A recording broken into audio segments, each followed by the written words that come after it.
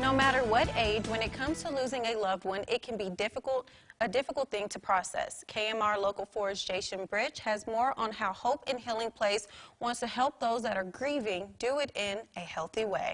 That's in this morning's Heart of the High Plains.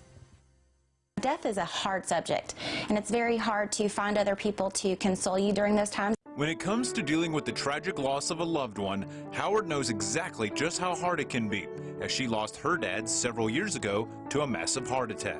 A lot of times with the death of a loved one, people want to console you and they want to say comforting things, and in reality they may not know truly how you feel in that loss. And after participating in their annual half marathon, Howard and her family discovered the Hope in Healing Place. It drastically changed my outlook on grief and my children's outlook, and it's not really just grief, but I think it's how to deal with life when life gets hard, because if you don't have those tools to pull yourself up when life gets hard, then you're kind of just stuck there.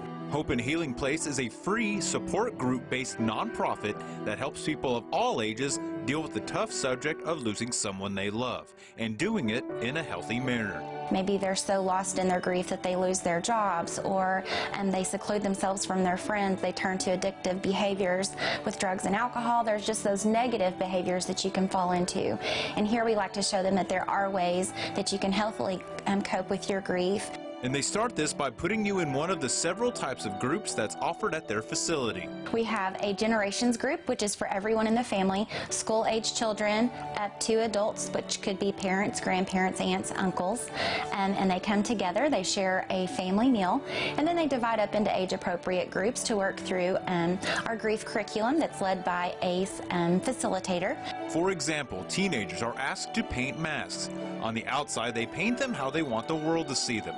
On the inside of it, how they feel on the inside. I want them to know that this isn't just a place of tears, that we also have joy here and laughter here, and we find that new way of being able to say, you know what, it's okay to find that light, it's okay to find that joy again. Now a part of Hope in Healing Place, Howard says she wants to spread the message of hope to everyone who comes through their doors. I just feel like this is where God's placed me to be. You can get in that hard place, but you can also find the light at the end of the tunnel too. In Amarillo, Jason Bridge, KAMR Local 4 News.